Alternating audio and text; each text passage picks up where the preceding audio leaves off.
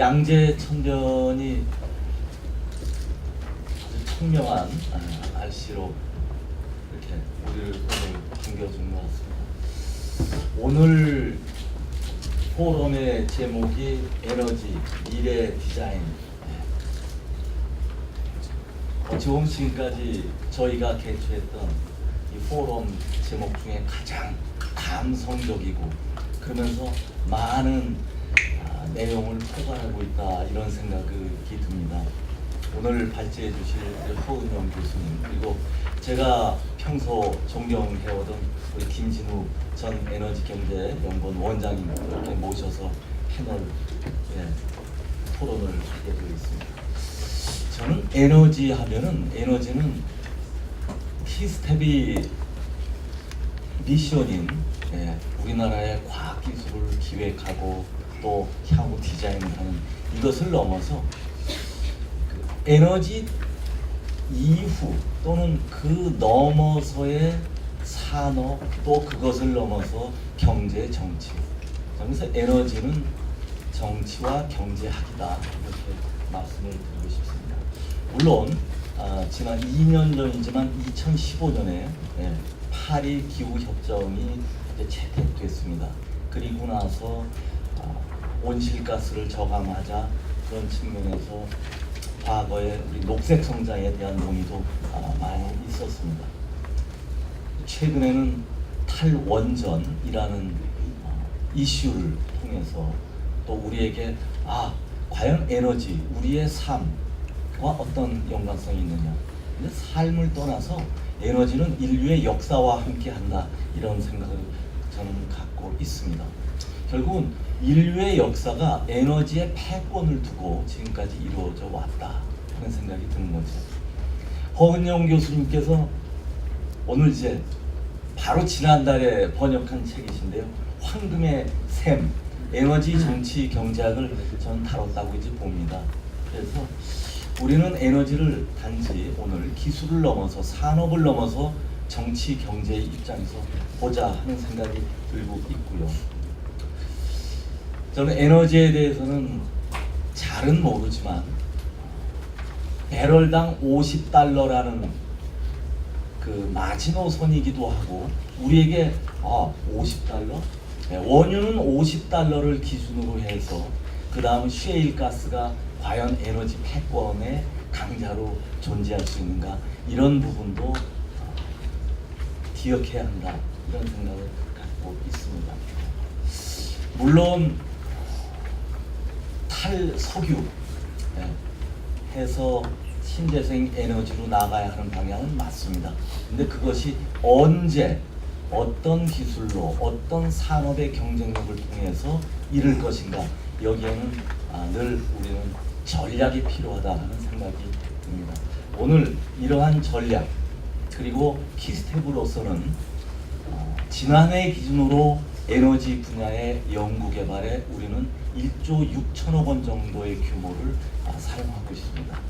1조 6천억 원이 과연 지금까지 어떻게, 또한 어떤 기술 개발에 효과를 가져왔느냐, 그건 분명하게 우리가 2차 전지에서는 대한민국이 최강자로 올라서고 있다.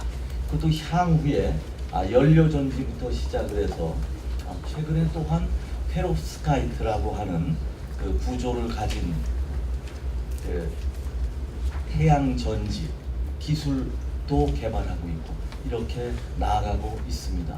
그래서 석유 없이, 천연가스도 없이 95% 정도의 에너지 수입 의존도를 가진 나라가 과학기술을 통해서 향후의 에너지 패권을 확보해 나가자, 이제 이런 측면의 에너지 정치 경제학을 오늘 허은영 교수님께서 들려주실 겁니다.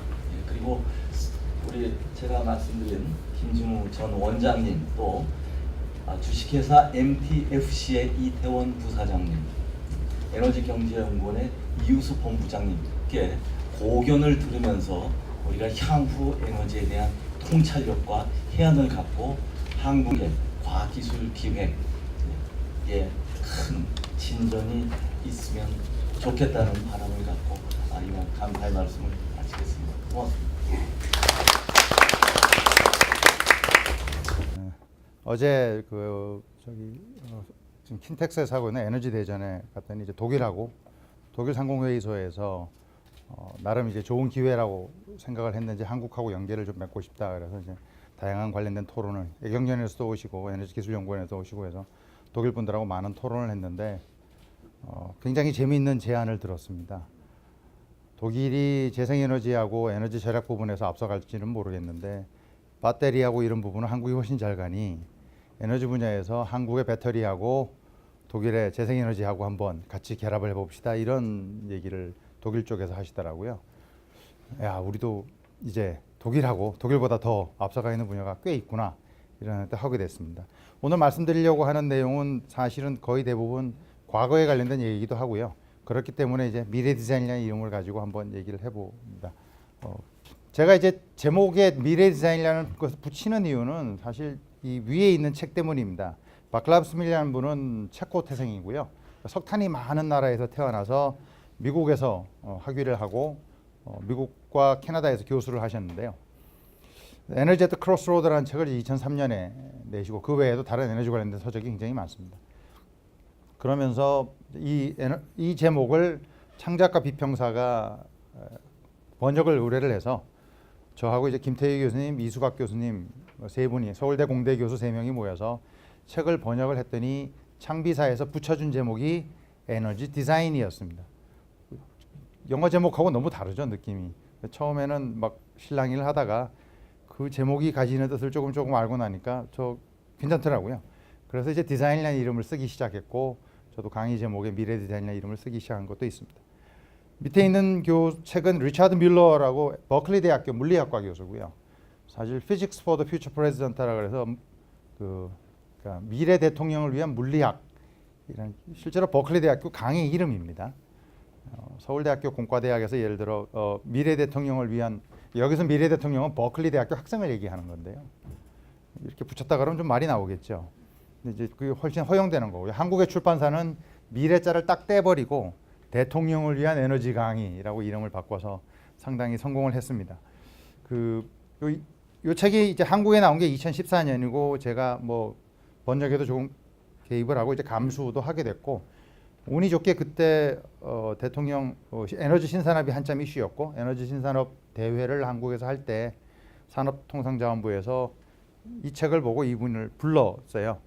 졸지에 저는 또 한국 스케줄 만들어야 된다고 서울대학교에서도 모시고 해서 했던 기억이 있고 그래서 뭐 책도 사인 받고 한 기억이 있습니다만 말씀드리려고 하는 건 뭐 전 세계의 석학들이 21세기의 주요 주제가 뭐냐고 얘기하니까 20세기 때는 주로 에너지의 안정적 확보가 주요 이슈였다면 기후변화 이슈가 분명히 등장할 것으로 보인다입니다.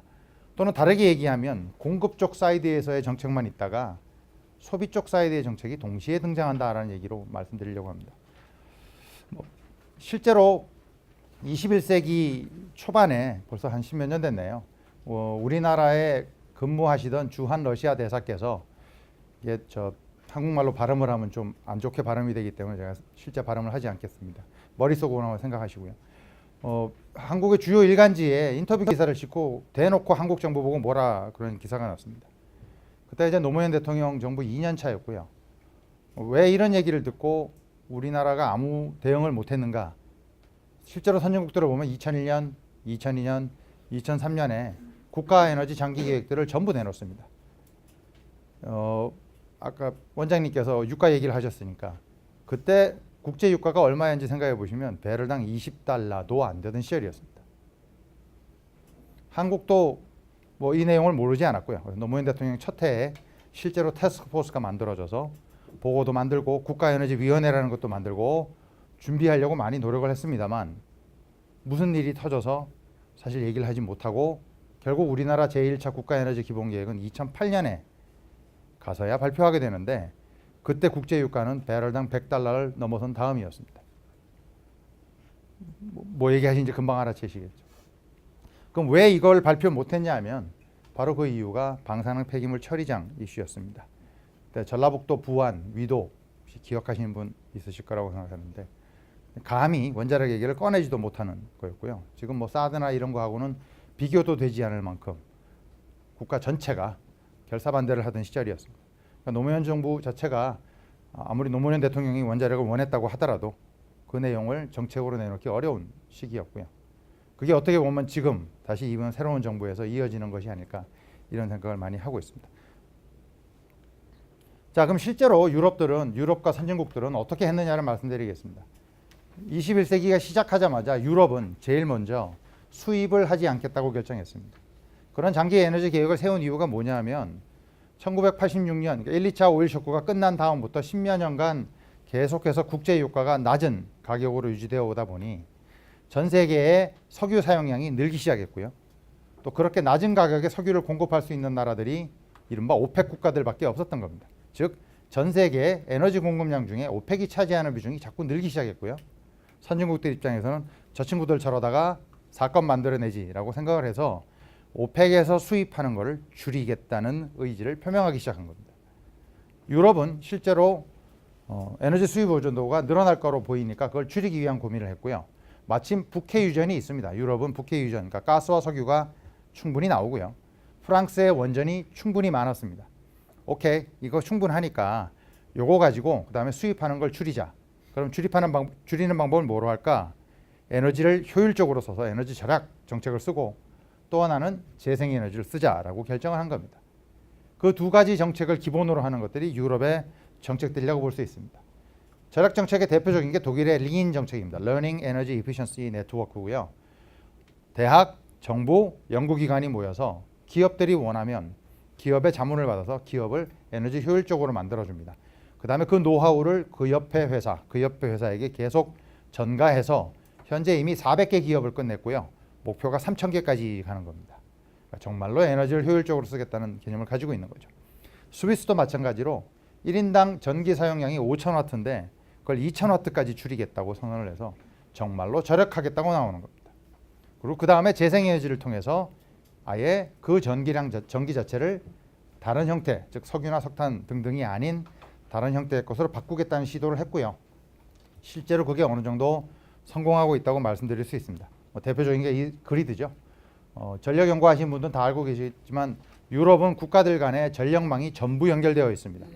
그래서 유럽 관련된 학회에 가면 논문의 절반이 이 시장 간의 가격을 어떻게 조율하고 할 것이냐가 아주 대표적인 논문들입니다. 거기에 비하면 한국은 그냥 섬으로 살고 있고 일본과 중국과 전혀 망이 연결되어 있지 않습니다. 한중일이 그렇게 에너지를 많이 쓰지만 사실 실제로는 따로 정책을 준비해야 된다는 측면에서 볼 때 유럽과는 굉장히 다른 형태라고 볼 수 있겠습니다. 미국은 그때가 아들 부시, 그러니까 조지 W 부시 대통령이 막 취임했을 때였고요. 그때 부통령이 체니였습니다. 딕 체니였고 기억을 해보면 아시겠지만 석유 관련된 기업에 관련된 분들이 많았죠. 그래서 그런지 몰라도 수요 관리, 신재생 관심도 없다. 나는 해외 유전 개발 진출할 거고 중동 질서 재편을 통해서 국제 유가를 안정할 거고 원자력을 다시 하겠다는 공급 위주 정책을 썼습니다. 이 보고서를 발표한 게 2001년 5월이고요. 정확히 4개월이 지나서 9.11 사태가 생깁니다. 그러고는 정말 중동 질서 재편을 하고 들어갔었고 혹시 옛날 뉴스를 기억해 보시면 알겠지만 중동 질서를 들어가서 좀 하려고 궁극적으로 하려고 하는 게 국제 유가 안정이었는데 결국 실패를 했고요. 그러다 보니 그 다음에는 옥수수를 써서 바이오 에너지를 쓰겠다고 해가지고 전 세계 식량 가격을 한번 들었다 놨다 한 적이 있습니다. 그러니까 공급 정책을 쓰겠다고 미국은 결정을 했고요. 계속해서 공급 정책적으로 가다가 결국은 어디서 성공을 했냐면 쉐일 가스 개발을 하는데 성공했습니다. 이것도 기술 개발이죠. 원래는 가격이 너무 비싸서 어려웠던 것을 헬리버튼 같은 중소 회사들이, 말이 중소 회사지 사실 한국의 기업들보다 훨씬 덩치가 크긴 합니다만 뭐 엑슨모빌 등등하고 비교하면 중소기업들이죠. 그 회사들이 기술 개발을 통해서 엄청나게 싼 가격에 개발할 수 있게 됨으로써 기존의 그냥 천연가스 전보다 훨씬 싸게 개발할 수 있게끔 만들었고 그걸로 인해서 세상을 바꾼 게 현재 중국이라고 볼 수 있습니다. 실제로 묻혀있는 매장량을 보시면 미국과 중국이 셰일가스 개발에 열심일 수밖에 없는 이유가 있습니다. 이건 삼성경제연구소가 발표한 표이고요. 보시면 전통 가스에 비해서 미국과 중국 쪽이 셰일가스 매장량이 훨씬 더 많이 있습니다. 반면에 전통 가스가 이미 많이 있는 유럽이나 러시아 등등은 뭐 아직까지 셰일가스까지 가야 될 이유가 없는 거죠. 게다가 테크놀로지 자체를 미국이 쥐고 있기 때문에 중국도 지금 현재 미국 회사가 진출해서 개발하고 있습니다. 셰일가스가 무서운 건 그 왼쪽 밑에 표에 보시면 알겠지만, 그림에 보시면 알겠지만 총 매장량이 전통 가스만큼 많이 있습니다. 그러니까 정말로 많은 양인 겁니다. 이렇게 많은 양이 쏟아져 나오기 때문에 사실 전 세계 시장에 많은 변화가 있었다고 볼 수 있습니다. 합해서 말씀을 드리면 이렇게 됩니다. 21세기 초반에 유럽과 미국이 각각 장기 에너지 계획을 세우고 에너지 안보 문제와 기후변화 대응을 하겠다는 두 가지 목표를 세웁니다. 유럽은 기존에 갖고 있는 북해 유전의 프랑스 원전에 더해서 에너지 절약하고 신재생 에너지로 두 가지 문제를 다 해결해 버렸습니다. 미국은 셰일가스 개발에 성공하면서 역시 마찬가지로 이제는 가스 수출국이 되어 있고요. 석탄 발전소를 가스 발전소로 바꾸면서 CO2를 줄이는데 자신이 있다고 선언하고 있습니다. 둘 다 성공한 거죠. 미국과 유럽은 재미있게도 그러나 추진하는 방법은 굉장히 다릅니다. 유럽은 기본적으로 에너지 절약형을 갖기 때문에 기후변화 협상에 본인이 유리하다고 생각하고 절대적으로 밀어붙인다면, 미국은 에너지 절약형이 아니기 때문에 일단은 보수적인 색채를 띠고 있고요. 특히 공화당 정부가 들어설 때마다 기후변화에 기본적으로 반대하는 입장을 취했기 때문에 이번 트럼프 정부도 기본적으로 그 입장이라고 생각하셔야지, 기후변화 대응 문제를 해결하지 못했다고 생각하시면 안 된다라는 말씀을 드리는 겁니다. 그리고 또 하나는 이제 두 나라가 다른 대책을 쓰고 있기 때문에 한국 입장에서 정책을 결정할 때 벤치마크를 하기가 좀 난감해졌습니다. 예전엔 전 세계가 똑같은 정책을 썼기 때문에 선진국들 벤치마크에서 대강 합치면 정책이 나왔다면, 이젠 국가마다 다른 정책을 쓰기 시작한다는 특징으로 넘어가고 있습니다. 그러다 보니 나라마다 쓰는 에너지원이 달라지기 시작했고요. 우리는 어느 나라를 벤치마크해야 되는지 참 고민되는 시대로 넘어갔다고 볼 수 있습니다. 하지만 두 진영이 공통적으로 있는 게 뭐냐면 자기가 가지고 있는 에너지 자원을 기초로 했다는 거고요. 그러니까 유럽인 경우에는 바람이 많이 부니까 풍력 발전기, 그다음에 원래 북해 유전하고 프랑스 원전이 있다는 걸 알고 있는 거고요.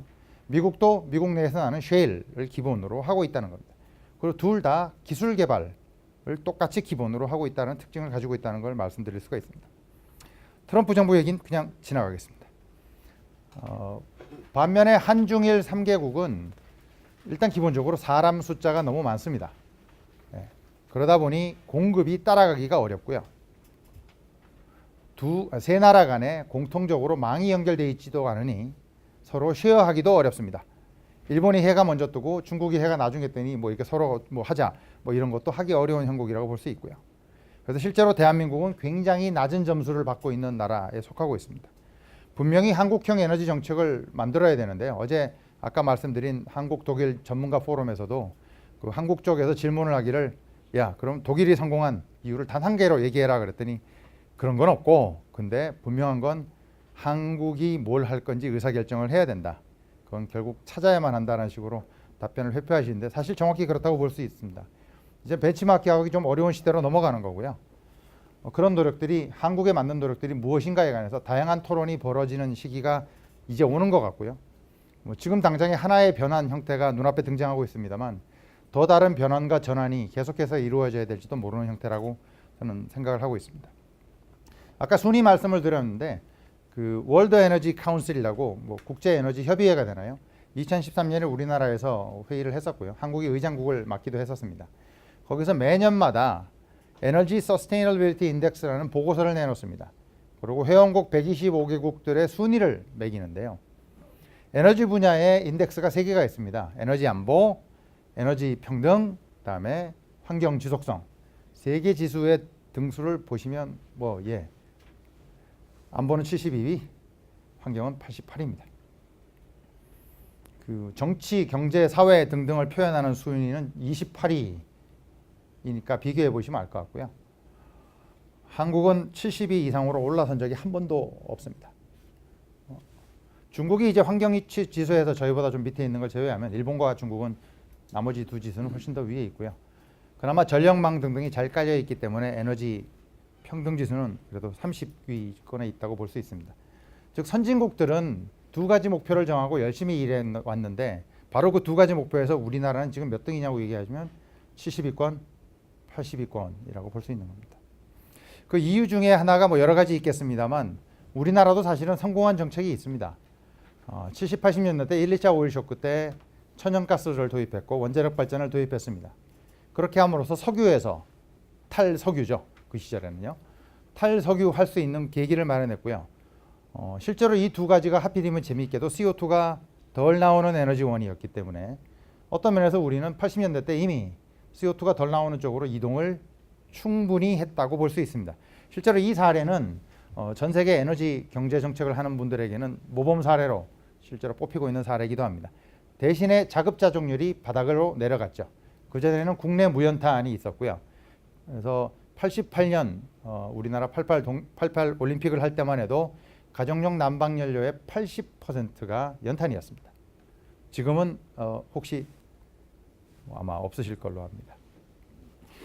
제가 약간 여담입니다만 바로 이 이유 때문에 겨울에 연탄으로 봉사하시는 분들한테 제가 그러시지 말라고 얘기를 드립니다. 여기 계신 분들이 다 집에 연탄을 공짜로 줘도 혹시 쓰실 분 있으세요? 연탄을 공짜로 줘도 스스로 쓰고 싶지 않은 거라면 그거를 왜 주시는지 한번 생각을 해보셔야 됩니다. 그리고 봉사라고 생각하시고 사진을 찍으시는 것에 관해서 고민을 좀 해봐 주시면 고맙겠습니다. 자기가 하고 싶지 않은 걸 남한테 주면서 봉사라고 얘기하는 건 저는 아니라고 보고요. 본인이 쓰고 싶으신 걸 갖다 줘야겠죠. 예를 들면 태양광 패널 하나 깔아주시든지, 그죠? 뭐 이렇게 해주셔야지 그게 진짜 좋은 봉사가 되는 거지. 뭐 저는 제 석탄 논문이 석탄산업 합리화 사업에 대한 거기도 합니다만, 예, 이제 우리나라에서 뭐 제일 무연탄이 제일 많이 쓰이는 데가 어딘지 아세요? 연탄구이집 가보셨습니까? 네, 그쪽에서 60%를 우리 원장님 계시는데 제가 죄송합니다. 네, 그 정책 뭐 잘 알고 계시는. 예, 뭐 완전히 다른 형태로 지금 넘어가야 되는 형태라면 어떻게 보면 우리나라도 내부적으로 무연탄을 쓰던 시대에서 사실 지금 이미 벌써 전환이 확실하게 한번 벌어진 형태라고 볼 수 있습니다. 그럼 우리나라는 선진국만큼 정책을 안 썼냐 그러면 아닙니다. 했습니다. 김대중 대통령 초기에 2001년, 2002년에 신재생에너지 1차 기본계획, 해외자원개발 1차 기본계획이 전부 수립됐습니다. 그러니까 우리도 사실 선진국 못지않게 계획을 수립하긴 했던 겁니다. 무엇자가 차이가 나냐고요? 선진국은 성공했고요. 우리는 성공하지 못했다고 볼 수 있습니다. 특히 에너지 기술 정책과 에너지 산업 정책이 앞으로 등장하지 못했다는 걸 저는 개인적으로는 가장 심각하게 보고 있습니다. 거기에 비하면 유럽은 분명하게 민간 기업들이 기술을 가지고 혁신성을 담보하면서 앞서가는 걸 볼 수가 있습니다. 그 대표적 거로 키스텝의 자료를 좀 이용했습니다. 그 정부 연구개발비 순위에서 보면 에너지 아까 원장님 얘기했죠. 1조 6천억 정도니까 결코 적은 금액이 아니고요. IT, BT 등등과 비교해봐도 그렇게 나쁜 순위는 아닙니다. 민간 연구개발비로 들어오면 완전히 다릅니다. 정말 적습니다. 그래서 정부 연구개발비 비중이 70%를 넘어서고 있기 때문에 민간은 그럼 왜 R&D를 안 할까라는 아주 구체적인 고민을 해야 됩니다. 여기 민간의 포스코, 포스코는 좀 사례가 굉장히 다른 기업입니다만 실제로 에너지 분야에 대기업이 없는 것도 아니죠. 굉장히 큽니다. 그렇다면 왜 R&D 지수가 저렇게 작을까라는 고민을 혹시 키스텝에서 해주실 수 있다면 정말 고맙다고 생각을 합니다. 기술 얘기로 조금 넘어가 보겠습니다. 에너지 얘기를 하다 보면 요새 4차 산업혁명이 워낙 크게 이슈라서 도대체 산업혁명하고 에너지하고 무슨 관계가 있습니까? 라고 물으시는 분이 많아서 사실 이 준비를 좀 몇 년 전부터 했었고요. 그래서 한번 말씀을 드려보고자 합니다. 1차 산업혁명 그러면 제임스 와트의 증기기관 이렇게 생각하실 텐데 그 증기기관을 움직이는 에너지원이 뭔지 생각해 보시면 석탄이라고 기억을 하시죠. 근데 막상 증기기관이 탄생할 때 에너지원이 뭐였냐고 물어보시면 석탄이 아니었습니다. 그 시절에 산업이 쓰던 에너지는 목재, 수력, 풍력, 충력, 인력. 좋게 얘기하면 재생에너지고요. 나쁘게 얘기하면 에너지원이 없는 거죠. 그래서 풍차 옆에, 수차 옆에 공장을 짓고 생산을 했어야 됐으니 대량으로 지을 수도 없고요. 수요처하고도 멀기 때문에 수송하는 데도 많은 불편이 있었습니다. 그러다가 석탄이라는 걸 찾기 시작했고요. 석탄이 좋은 건 뭐냐면 캐가지고 운반을 할 수가 있기 때문에 수요처로 곧바로 가져가서 거기 공장을 지을 수 있고요. 뭐 충분히 캐가지고 오기만 하면 되는 거니까 사이즈도 마음대로 지을 수 있게 된 겁니다. 그게 이제 시작인 거죠. 그 석탄을 마구마구 캐기 시작했습니다. 그러다 보니 석탄이 모자라게 됐습니다. 왜 모자라죠? 라고 생각하시겠지만 그때 가지고 있던 기술로는 석탄광을 충분히 땅 밑으로 깊게 파고 들어갈 만한 기술이 되지 않았습니다. 그 시절에 엔진이라고 불리던 게 뉴코만 엔진이었고요. 뉴코만 엔진은 효율이 떨어졌기 때문에 땅 밑으로 들어가면 거기 나쁜 가스도 나오고 뭐 지하수도 나오고 이걸 다 퍼내지 않으면 그때는 기계로 석탄을 캐는 게 아니죠. 사람이 캐는 겁니다. 예. 아마 옛날 그 탄광 테크놀로지 중에 까나리아를 쓰는 아주 대표적인 게 있습니다. 까나리아를 이렇게 들고 이렇게 가면 까나리아가 죽으면 앞에 유독가스가 있다. 뭐 이런 거 저도 어릴 때 배우고 그랬는데요. 그런 시절이었던 거죠. 그러니 그걸 다 캐내고 빼내야 되는데 그 기술이 존재하지 않아서 석탄을 생산할 수가 없었던 겁니다. 그런데 이제 영국은 뭐 방직 산업 이런 게 막 커졌으니까 수요가 폭발했던 거죠. 근데 그때 제임스 버트가 글래스고 대학에 근무를 했었는데 마침 기계공학과에서 뉴커만 엔진으로 실험 실습을 하다가 이게 고장이 났고요. 그거를 고치다가 아이디어를 가지고 만들게 된 겁니다. 그 뒤에 뭐 재밌는 얘기가 많이 있습니다만 결국 제임스 버트의 증기기관이 만들어져서 제일 먼저 쓰인 데가 어디냐면 석탄광입니다. 그래서 석탄을 엄청나게 생산하기 시작했고요. 그렇게 해서 그걸 바탕으로 산업이 완전히 다른 형태로 이동을 하게 되는 겁니다. 그러니 이제 더 이상 풍차도 필요 없고요. 수차도 필요 없습니다. 석탄만 있으면 어디에나 공장을 짓는 시대가 벌어졌고 이게 지금 여러분들이 알고 있는 산업혁명의 시작인 겁니다. 그래서 석탄을 사용하는 것을 더 개발한 게 증기기관차, 뭐 범선 이렇게 가기 시작했고 유통이 더 쉬워지니까 더 많은 생산이 벌어졌고 식민지 개발 벌어졌고 원자재 가지고 와서 등등 여러분들이 알고 계시는 제국주의라는 게 본격적으로 시작됐다고 볼 수가 있습니다. 그러니 석탄이야말로 사실은 기존에 있던 에너지 세대를 무너뜨리고 완전히 새로운 에너지 세대를 만든 거고요. 그런 걸 저희는 주에너지원이라고 부릅니다. 즉 단 한 개의 에너지만 존재하면 모든 문제를 해결했던 겁니다. 그전에는 여러 가지 에너지원이 없다 보니 여러 가지를 골고루 어쨌든 다 써야 되는 시대. 어떻게 보면 재생에너지랑 비슷하고 볼 수 있죠. 그랬던 시대라면 석탄이 만들어지고 전기기관이 만들어진 이후에는 그게 필요 없어진다고 볼 수 있습니다. 그 다음에는 석유가 개발되기 시작했고요. 뭐 펜실베니아주에서 약 50m 팠다고 그럽니다. 처음으로 나왔고요. 처음 사용하기 시작한 거는 등불 대신에 쓰였다고 하고요. 그러다가 다임러 벤츠가 내연기관을 만들면서 그러고는 석유가 엄청나게 사용되면서 제2차 혁명으로 넘어갔다고 얘기를 합니다. 역시 마찬가지로 한국의 현대자동차는 전 세계 어느 나라나 자동차를 수출할 때 그 나라에 석유가 나는지 안 나는지 고민하지 않습니다. 그냥 만들어서 그 나라에 팔면 되는 거죠. 근데 아까 말씀드렸듯이 유럽 국가 중에 몇몇은 이제 그게 안 되기 시작할 수도 있습니다. 뭐 수력이 풍부하거나 등등 해서 더 이상 전기를 생산할 때 화력을 쓰지 않아도 되는 나라는 100% 전기를 재생에너지나 등등으로 만들 수 있게 되는 거고요. 그럴 경우 이제 문제가 되는 게 수입하는 유일한 이유가 자동차 때문에 수입을 하게 되는 거죠. 그러니 그 나라들이 쓰는 정책이 뭐냐면 좋아. 석유 안 쓰는 자동차만 허용할 거야. 그러면 그 나라는 100% 에너지 자급자립을 하게 되는 겁니다. 유럽에서 왜 그 정책이 나오냐 이해하시면 그런 에너지 전환이 정반대 형태로 돌아가고 있다는 걸로 이해하시면 되고요. 그렇기 때문에 예전에 석탄, 석유의 시대를 통해서 전 세계가 동일한 에너지를 쓰고 20세기가 석유의 시대라고 불리는 시대로 갔다면 이제 몇몇 나라들은 스스로 자급자족을 하면서 석유가 필요 없다고 선언하기 시작한다고 말씀드릴 수 있겠습니다. 실제로 그래프를 보시면 석유, 석탄, 천연가스 3종 세트가 얼마나 19세기, 20세기에 많이 쓰였냐를 볼 수 있고요. 뉴클리어와 하이드로가 바닥에 있다는 것도 알 수 있습니다. 재미있는 건 여기 파란색으로 표시된 바이오퓨얼 우드 charcoal, 그러니까 전통 에너지인데요. 줄지 않았다라는 겁니다. 그때부터 지금까지 이게 양이 줄었을 것 같은데 그렇지가 않습니다. 왜냐하면 아직도 개발도상국에는 많은 나라들이 저 연료를 쓰고 있습니다. 제가 이제 국가의 정부의 도움을 받아서 친한파 공무원을 육성하기 위해서 이제 에너지 분야의 개도국 공무원들을 서울대학교에 받아서 석박사 과정에 교육을 하는데요. 3년 전에 졸업한 친구가 르완다 공무원이었습니다. 르완다 뭐 에너지 별로 없습니다. 그런데 엄청나게 많은 게 동물입니다. 아프리카에 초원에 있다 보니까 그러니까 동물이 당연히 배설하는 게 있겠죠. 저거를 쓰면 외국에서 석탄이나 석유를 수입 안 하고 쓸 수 있을 텐데라고 생각을 해서 그거 보일러를 만들고 그걸 국민에게 어떻게 보급하겠느냐가 그 친구 석사 논문이었습니다. 이런 걸 고민하는 나라가 아직도 전 세계에 많죠. 이걸 우리나라에선 적정 기술이라고 부르죠. 그쪽도 굉장히 재미있는 테크놀로지 분야가 됩니다. 하여튼 전 세계는 19, 20세기에 결국은 석유, 석탄, 가스 3종 세트로 지금까지 왔다고 보시면 되는 거고요. 원자력이나 이런 건 아직까지도 굉장히 적은 양이다 이렇게 보시면 됩니다. 그리고 20세기 후반에 들어오면서 드디어 전기로 넘어가기 시작합니다. 지금 이른바 3차 산업혁명 등등으로 이어지는 전기의 시대라고 얘기하고요.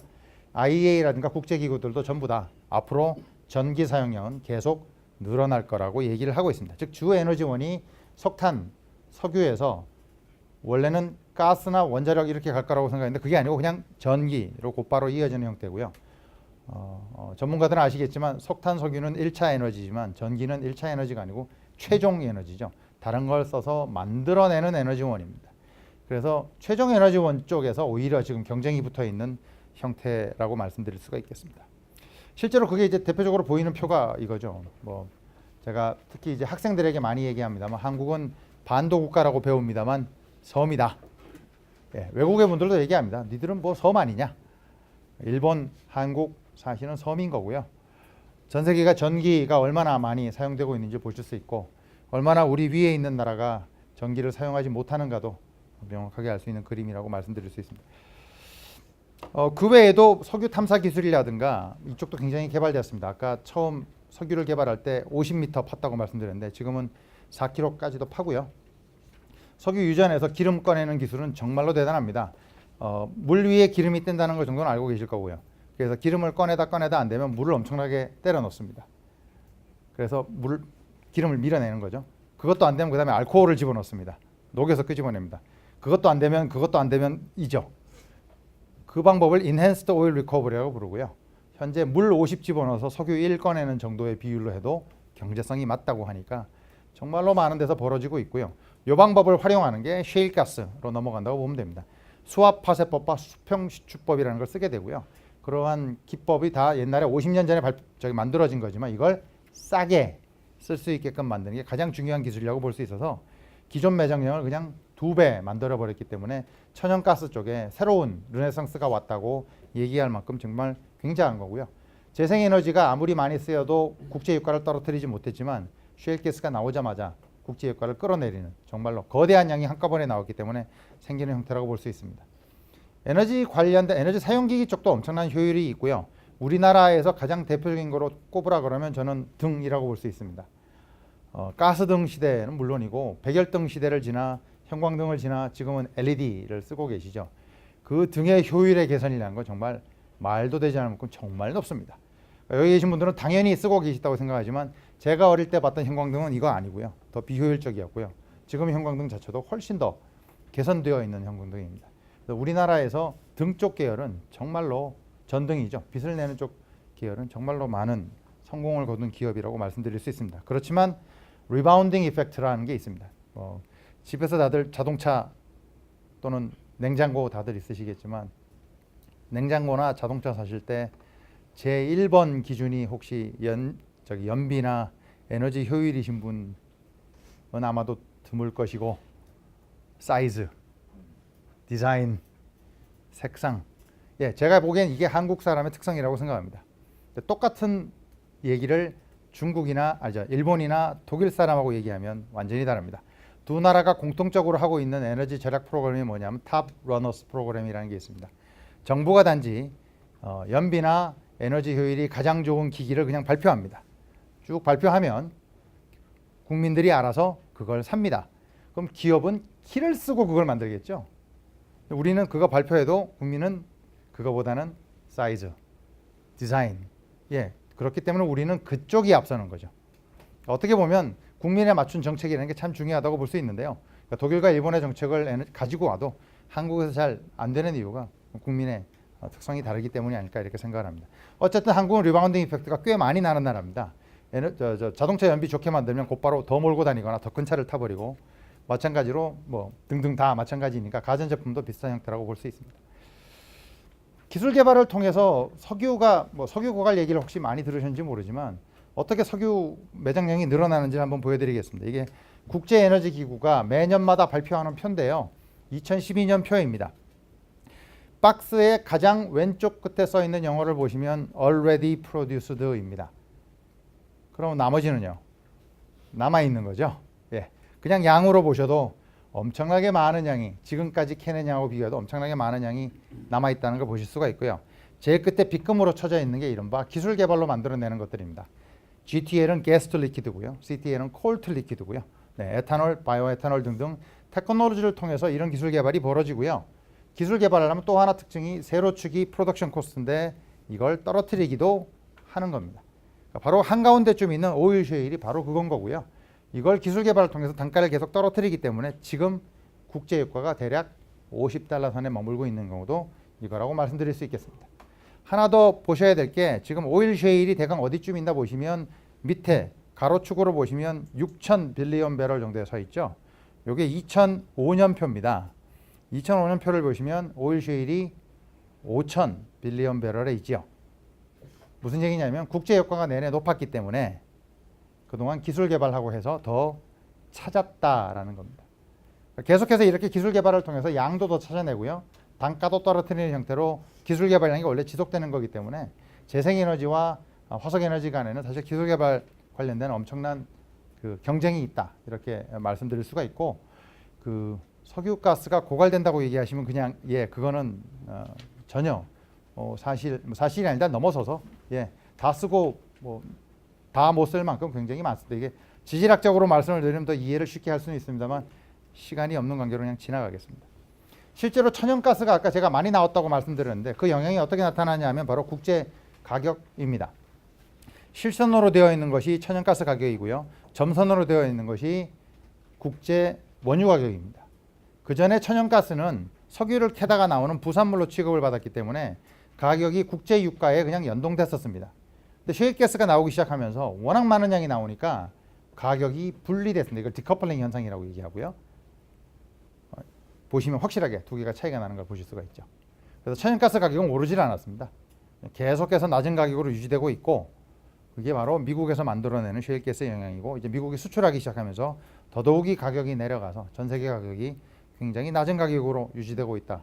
이렇게 알고 계시면 되겠습니다. 이만큼 전 세계 가격을 움직일 만큼 천연가스의 위력이 대단했다라는 말씀을 드립니다. 정보통신 기술 또 말씀드리지 않을 수가 없죠. 뭐 빅데이터, IoT 등등이 많이 있고요. 그 외에도 뒤에 조금 더 말씀드리겠습니다만 안타깝게도 정보통신 기술은 두 가지 측면을 동시에 가지고 있습니다. 효율적으로 전기를 절약할 수 있게도 해주지만 거꾸로 전기를 더 쓰게끔도 합니다. 대표적인 게 이제 빅데이터입니다. 빅데이터라고 하면 그전엔 스몰 데이터가 있었다는 얘기겠죠. 또는 사람 혼자 생각하는 뭐 이세돌 생각하시면 아주 쉽죠. 이세돌은 에너지를 얼마나 쓸까요? 뭐 여러분들하고 똑같은 사람이니까 뭐 삼시세끼 밥 먹을 거고 뭐 네네네네 한 그 정도 들겠죠? 알파고가 이세돌과 바둑을 두는 동안 쓴 전기량이 12기가와트랍니다. 이거 잘 이해 못 하시겠지만 발전소 한 개입니다. 통째로 쓴 겁니다. 그래서 그 다음에 중국 기사랑 대결을 할 때 새로 만든 버전 알파고 광고를 찾아보시면 더 성능이 좋아진이라고 얘기하지 않고요. 전기 사용량을 10분의 1로 줄인 을 만들었습니다. 왜 그게 중요했는지 보여주는 거죠. 그렇게 전기를 많이 쓰는 형태로는 도저히 팔 수가 없기 때문에 어떻게든 줄이려고 한다. 그쪽 기술 개발이 중요하다는 거고요. 뭐 뒤에 말씀드리겠습니다만 초절전형 반도체 개발 같은 게 현재 반도체 쪽 회사들의 아주 중요한 이슈가 됩니다. 빅데이터나 IoT로 가면 갈수록 점점 더 컴퓨터를 많이 쓰게 될 거고 전기 사용이 계속 늘어나게 될 것이기 때문에 이걸 줄이는 반도체를 개발하지 않으면 안 팔릴 거다. 그래서 선점하겠다는 얘기들을 많이 하고 있습니다. 또 하나가 뭐냐면 CO2 문제가 어떻게 발생하느냐입니다. 또는 정확히 얘기하면 기후변화 협약이 기후변화 문제와 어떻게 다르게 움직이느냐입니다. 리차드 뮬러 교수가 얘기한 것도 있습니다만 그때 2014년에 우리나라 신산업 대회에 와서 그때 대통령이 옆에 있는데도 그 얘기를 했습니다. 한국 CO2 다 줄여봤자 소용없다. 중국이 곧바로 한국이 줄인 CO2를 3년 만에 회복할 건데 한국 왜 줄이냐? 중국 가서 줄이고 개도국 가서 줄여라. 그러면 정말로 기후변화 문제를 해결할 수 있다. 무슨 얘기인지 알아들으시겠습니까?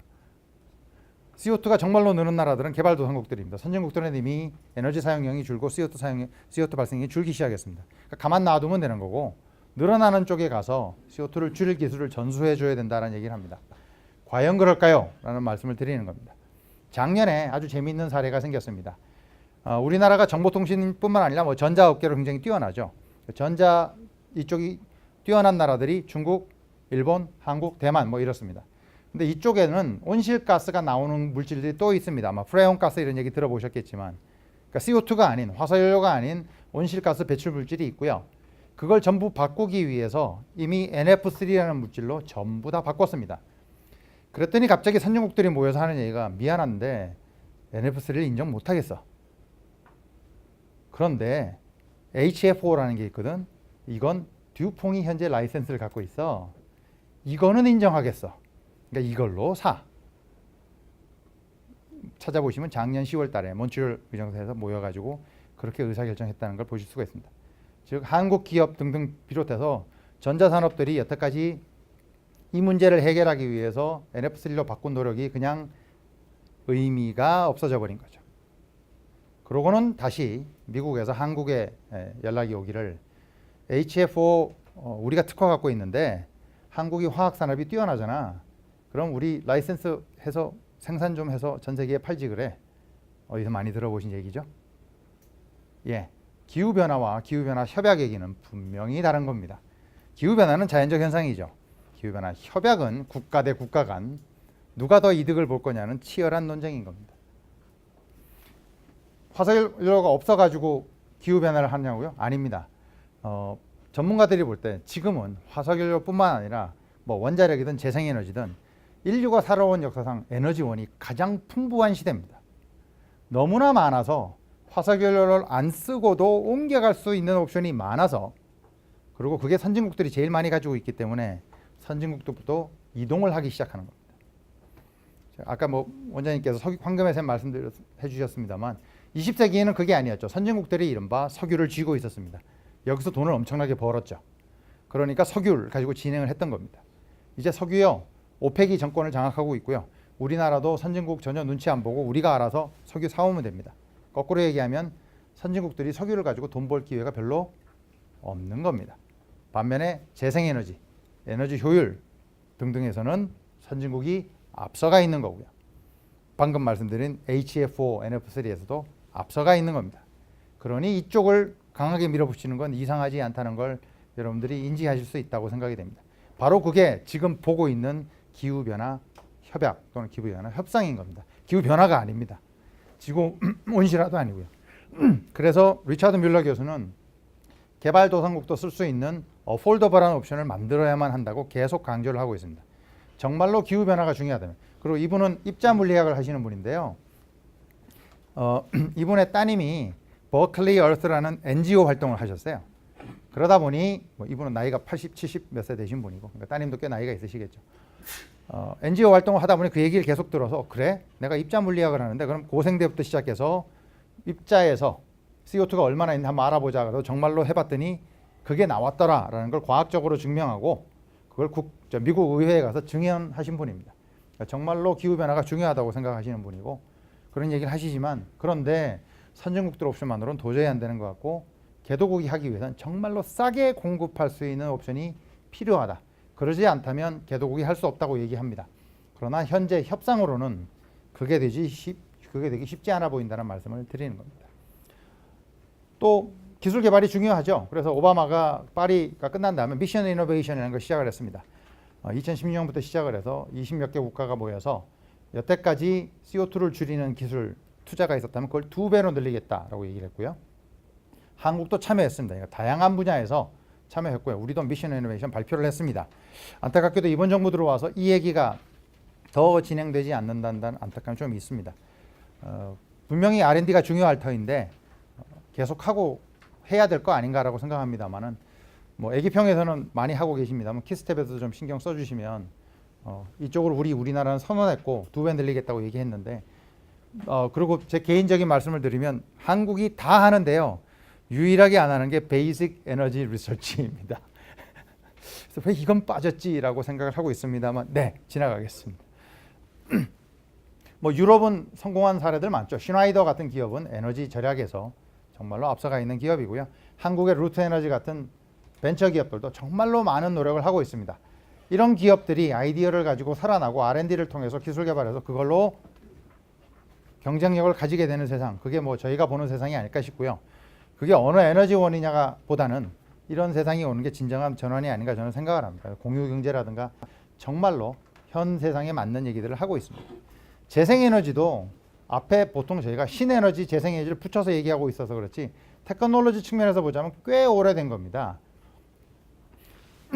현재 유럽에서 깔고 있는, 해상에 깔고 있는 풍력 발전기의 직경은요 140m짜리입니다. 대강 지금 여러분들이 앉아 계신 빌딩보다도 더 높은 겁니다. 바다에 놓고 저 멀리 있으니까 작아 보이는 거고요. 집 앞에 보시면 참 전혀 그렇지가 않죠. CO2가 나오지 않기는 합니다만 님비 현상은 벌써 한국에서도 발생합니다. 풍력 발전기 하나 놓으면 갑자기 소가 젖이 안 나온다고 얘기하거나 뭐 어떤 얘기를 해서 뭐 1억에서 2억을 받아간다고 합니다. 주변에서.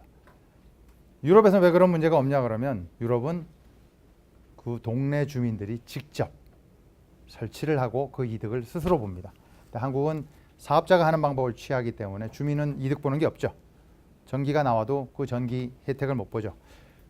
예를 들면 에너지경제연구원에서 오셨기 때문에 에너지경제연구원이 지금 울산에 있습니다. 그 근처에 원자력 발전소가 많이 있습니다. 원자력 발전소가 정말로 싼 가격에 된다면 울산이나 포항이나 경주 쪽이 전기 가격이 싸야 되는데 안타깝게도 전 국민이 동일한 가격을 쓰고 있기 때문에 주민이 혜택을 못 보는 거죠. 그런 것들이 어떻게 보면 이제 점점 더 중요한 문제가 되지 않을까 이렇게 생각을 하고 있습니다.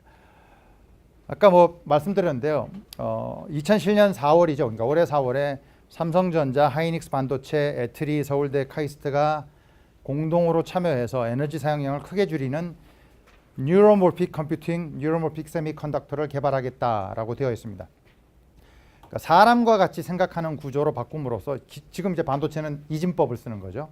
그 다음에 사람 머리는 기억 장치, 그러니까 저장 장치하고 연산 장치 CPU가 같이 있죠. 여러분들 머리 안에 다 있습니다. 네, 컴퓨터는 지금 어떻게 되냐면 저장 장치 옆에 따로 있고 CPU가 따로 있습니다. 그래서 이 왔다 갔다 하는 데서 실제로 전기의 60%를 사용합니다. 그러니까 이걸 어떻게 합쳐가지고 줄이자라고 하는 새로운 디자인 얘기가 지금 계속 나오고 있고요. 그렇게 하지 않을 경우 2040년이 되면 현재 정보량의 100만 배를 쓴다고 예측을 하고 있고요. 에너지 사용량을 따면 10의 27승 주율인데요. 화력발전소로 따져서 수억 개에서 수십억 개입니다. 이건 제가 얘기하는 게 아니고 여기 자그맣게 써있는 SCI 국제저널에 나와 있는 거고요. 반도체나 이쪽 개발하시는 분들 쪽에서는 다 알려져 있습니다. 이게 반도체에서만 연산하는 에너지 연산하는 데 사용되는 양이니까 굉장히 많은 거고요. 그래서 이걸 줄이는 노력을 하고 있다고 보면 되겠습니다. 따라서 이런 분야도 우리가 에너지랑 다이렉트 연관되어 있지는 않습니다만 궁극적으로 에너지랑 연계를 하는 거고요.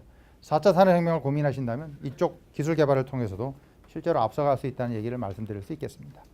비슷한 다른 걸 말씀드리면 쿠미의 법칙이라는 게 있습니다. 아마 무어의 법칙 등등은 들으셨을 텐데요. 컴퓨터가 연산 1개를 하는데 들어가는 에너지량이 1.5년마다 절반으로 줄어든다는 겁니다. 그래서 예전에는 큰 컴퓨터가 했어야 되는 거를 이제 핸드폰이 하는 거고요. 핸드폰에 들어가는 에너지량이 계속 줄어도 되는 거죠. 즉 배터리 사이즈를 그대로 두고도 훨씬 많은 연산을 할 수 있는 형태로 바뀌는 겁니다. 자, 이게 도대체 우리랑 무슨 관계가 있습니까? 라고 얘기하시면 영국 드레이슨 테크놀로지가 개발한 프리볼트 말씀을 드리겠습니다. 드레이슨 테크놀로지는 영국의 과기부 장관을 지낸 Sir Drake, 드레이슨 경이 전기공학자입니다. 관두고 나와서 만든 회사입니다. 목적이 뭐냐면 당뇨병 환자나 이런 분들에게 전국 어디, 전 세계 어디를 가도 이걸 체크한 다음에 신호를 보내고 그러니까 결과를 보낼 수 있는 장치를 만들겠다입니다. 그러다 보니 배터리가 아니라 아예 별도의 에너지 장치가 필요했고 허공 중에 와이파이, 신호, 잡음, 전화 벨소리 등등을 모아서 전기를 만들어내는 기기를 만든 겁니다. 이거 옛날부터 있던 기술들입니다. 그럼 뭐가 달라졌냐고요? 방금 아까 말씀드린 정보통신 기술 쪽이 달라져 버린 겁니다. 이 작은 전기량으로도 할 수 있는 연산이 자꾸 많아지기 시작하는 겁니다. 1.5년마다 절반으로 줄어드는 거니까 10년쯤 지났다고 생각해 보시면 요 전기량으로 할 수 있는 연산량이 엄청나게 늘어나기 시작하는 겁니다. 그러니까 에너지 쪽 기술 개발의 이슈라기보단 정보통신 쪽 기술 개발의 이슈로 인하여 완전히 다른 기기가 이미 만들어지고 있는 겁니다. 여기 연료전지 하시는 분 오셨고 다른 분 오셨습니다만 아예 전기망에서 발전소 당연히 필요 없고요. 완전히 분리돼 나오는 겁니다. 태양광 충전 정도도 옛날 얘기인 거고요. 그것도 필요 없는 거죠. 그냥 여기 이렇게 지금 오늘 여기 강의하고 있으면 여기다 갖다 놓기만 해도 만들어지는 거고요. 아주 기초적인 연산을 할 수 있는 겁니다. 대표적인 게 RFID 센서인 거고요.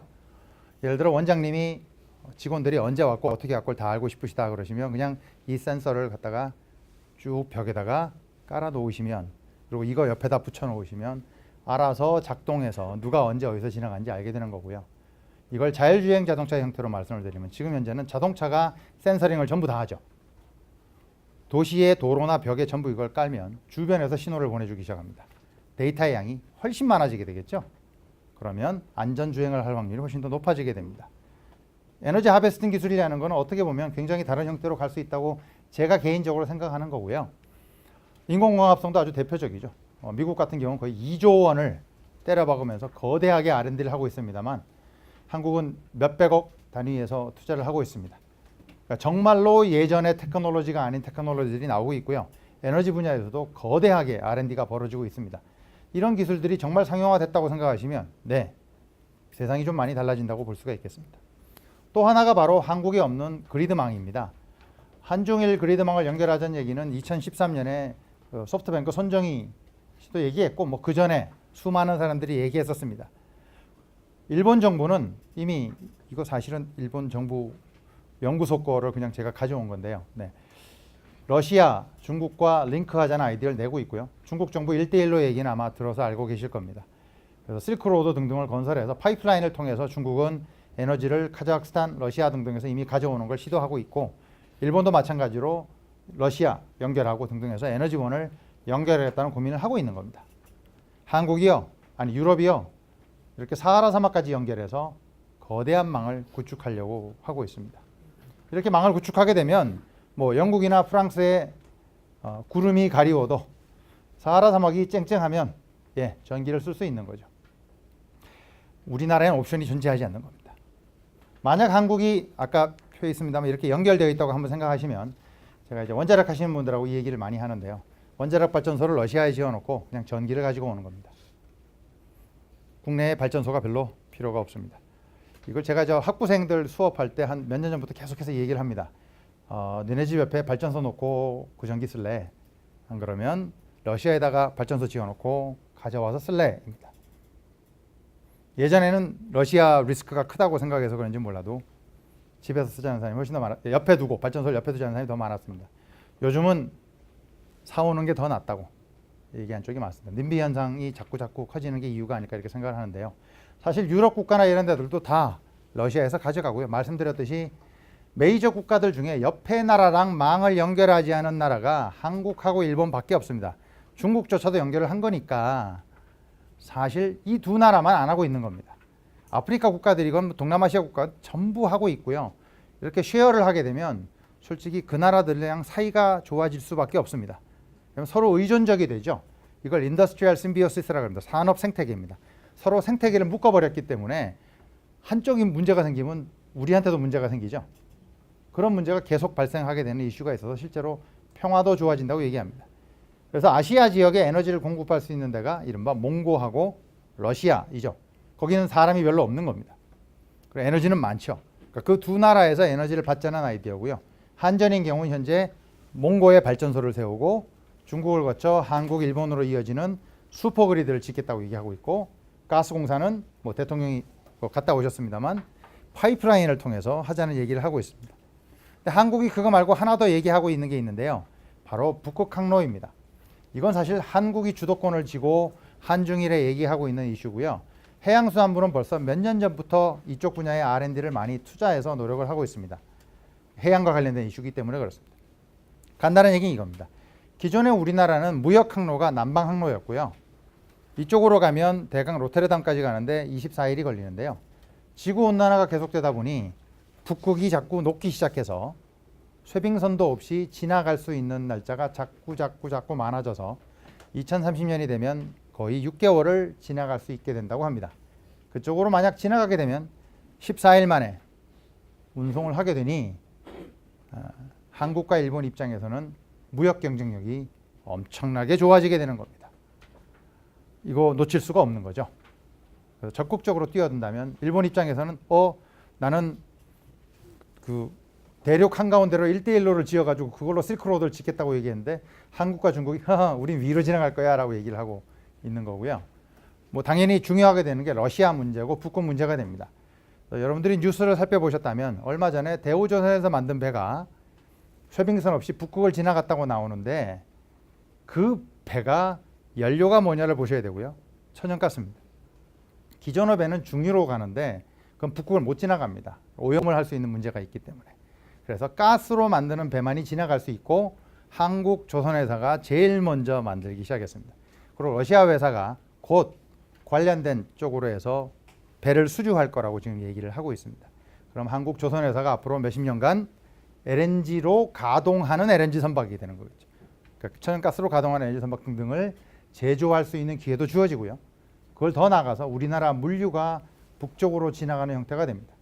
이렇게 되면 에너지 문제도 마찬가지로 LNG를 통해서 러시아에서 가져올 수 있는 확률이 당연히 높아지게 될 거로 보입니다. 자, 여기까지 생각을 하시면 이제 정말로 모르시겠죠. 앞으로 2030년, 2050년이 되면 한국이 도대체 무슨 에너지를 쓸까? 테크놀로지도 완전히 바뀌고 있고 기존 에너지를 가지고 오는 방식도 아예 바뀔지도 모른다는 생각을 하시고 계시겠죠. 예, 이게 지금 현재 정말로 여러분들이 바라보고 있는 에너지 이슈라고 보이고요. 이런 것들을 다 고민하셔야 되지 않을까 싶어서 키스텝에서 기획을 좀 잘해 주셔서 R&D 분야를 통해서 많이 발전을 시켜주시면 합니다.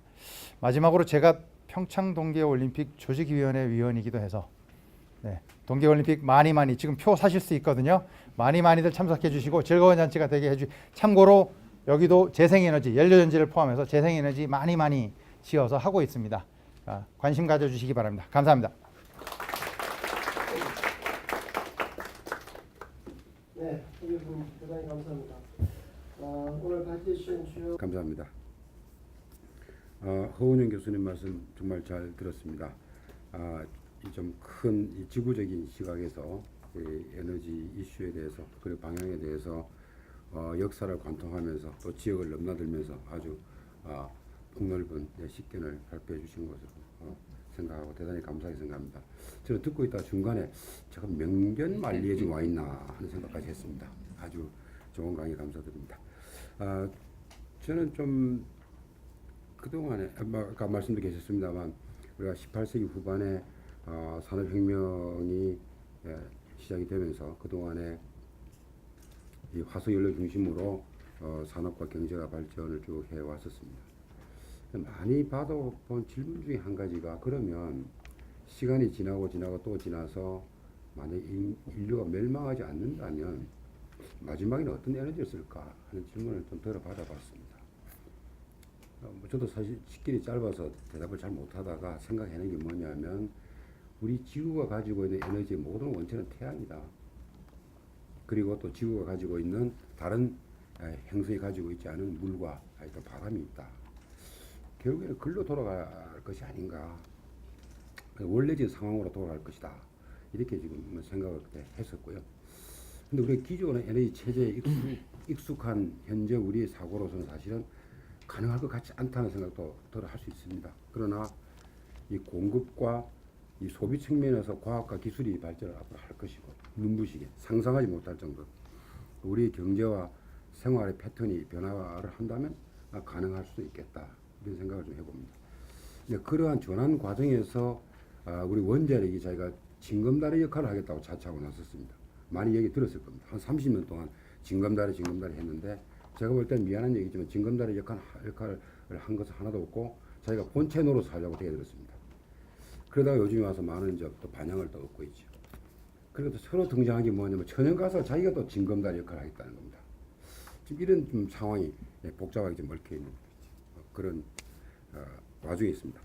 그래서 저는 이제 이허 교수님처럼 큰 그림 보다도 우리 한국의 상황에 좀 초점을 맞춰서 남은 시간 한 7분 정도를 좀 쓰고자 합니다.